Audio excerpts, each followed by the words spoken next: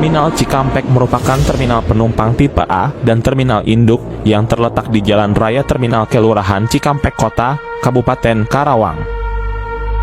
Terminal Cikampek mempunyai lokasi yang cukup strategis karena berada di akses Jalan Nasional 1 Jalan Pantura, serta berada pada perlintasan posisi segitiga Purwasuka Purwakarta, Subang dan Karawang.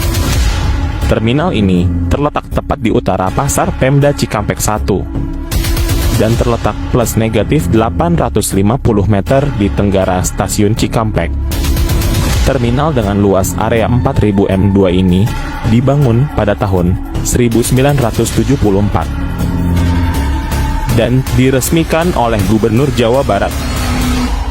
Terminal ini sebelumnya menjadi salah satu terminal paling sibuk di Jawa Barat sebelum tol Jakarta Cikampek dan tol Cipularang Cikampek dan Purwakarta pada larang resmi beroperasi. Terminal ini selalu disinggahi oleh banyak armada bus dari Jawa yang hendak menuju Jakarta atau sebaliknya. Terminal dengan daya tampung 50 kendaraan big bus ini mempunyai jadwal keberangkatan awal pukul 2 pagi waktu Indonesia Barat, dengan dilayani oleh 40 armada bus per hari.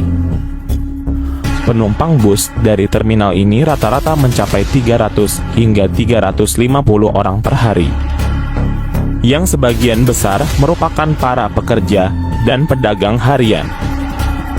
Namun di balik itu, di terminal ini sangatlah rawan dengan yang namanya tindak kejahatan, seperti penodongan, copet, jambret, pemalakan, dan lain-lain.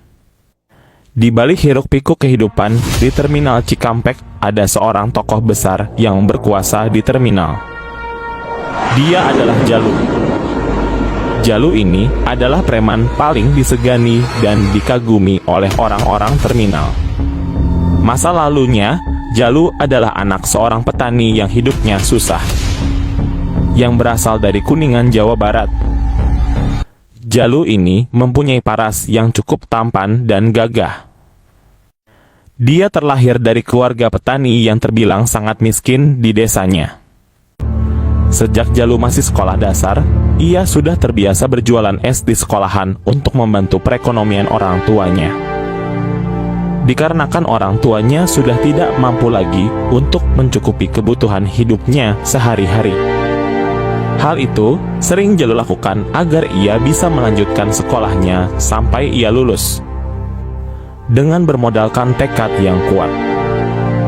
Jalu biasanya seusai pulang sekolah ia sering membantu ayah dan ibunya di ladang atau ke hutan untuk mencari kayu bakar untuk dijual.